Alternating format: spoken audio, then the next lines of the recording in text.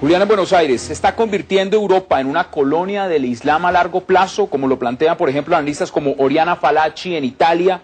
Y se ve en codependencias. Por ejemplo, se estima que en Gran Bretaña van más fieles hoy en día a las mezquitas que fieles a las iglesias.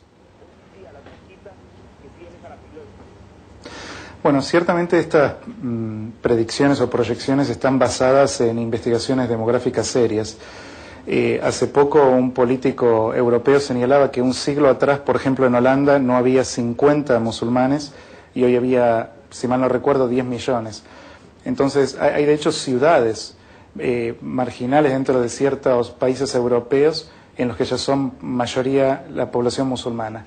Esto naturalmente generó la acuñación de términos tales como Eurabia, que Oriana Fallaci toma de una investigadora judeo-egipcia que se llama Bat Yeori, y le da el crédito correspondiente, en donde Bernard Lewis, por ejemplo, también es un autor que se suma a la observación. Y ciertamente sí, acá la tendencia demográfica es clara. Esto no quiere decir que necesariamente vaya a ser el caso, pero en términos de hoy luce que hay una población europea, mayormente cristiana, decreciente, en oposición a una minoría inmigrante, culturalmente diferente, religiosamente muy dispar, en amplio crecimiento. En consecuencia, las proyecciones no creo que tengan un propósito alarmista, sino más bien de presentar una realidad que se presenta cada vez más claramente como un hecho cotidiano.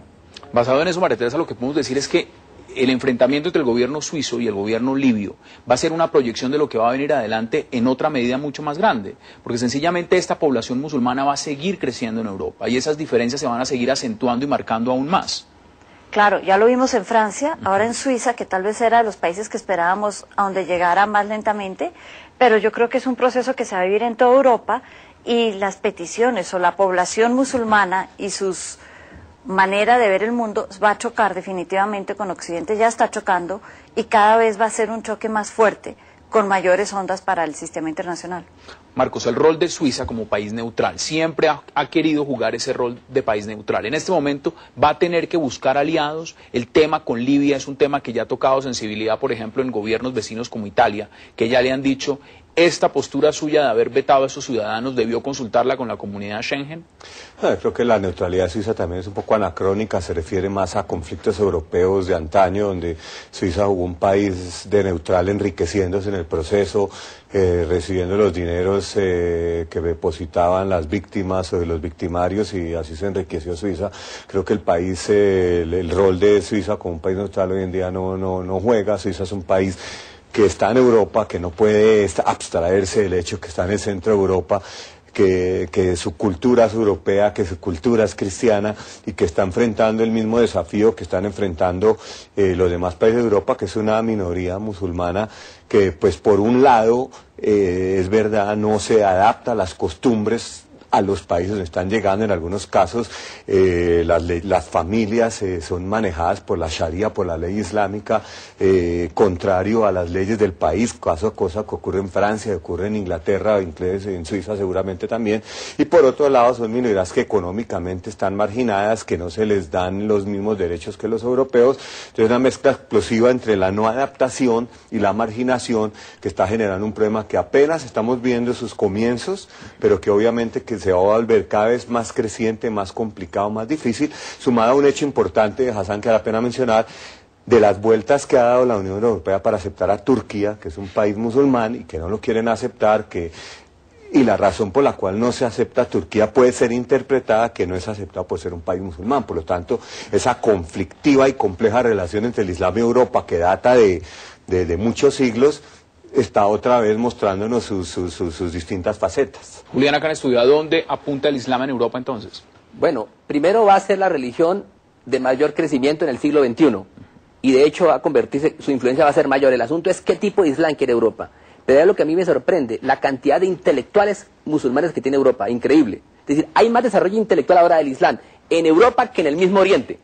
Pensadores eximios. Entonces hoy el tema es prometedor, aunque hay conflictos. El tema con Gaddafi es más un debate y una polémica cultural y política y económica. Y además también incendiaria en cierta forma, porque el mismo Gaddafi dijo en Naciones Unidas que había que los vecinos se repartieran Suiza.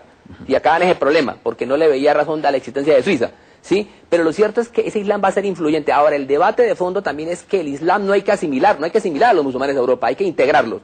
Es otra civilización y hay que ser muy claros, como decía Marcos. Realmente, la clave está en que países muy equilibrados, que se sienten occidentales y que forman parte de la civilización occidental, como Turquía, recuerda que allá está Éfeso, las guerras de Troya y todo ese tema que nosotros conocemos, tales de Mileto, el mundo griego, eso forma parte, Turquía forma parte de Occidente. Si no integramos a los turcos, va a ser muy difícil porque hay que tener un interlocutor válido y en estos momentos no lo tiene Europa. Julián, en Buenos Aires, justamente el error radica en que no ha sabido Europa interpretar el Islam de la religión, del Islam de la cultura.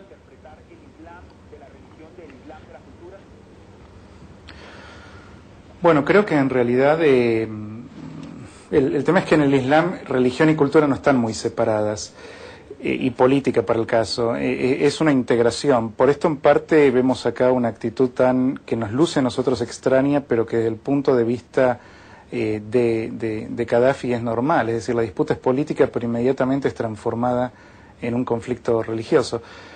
Creo que evidentemente hay aspectos culturales en donde yo creo que Europa se equivoca y es lo que hace a la idea de atacar a símbolos de la cultura o de la religión islámica, cuando el problema es mucho más de fondo.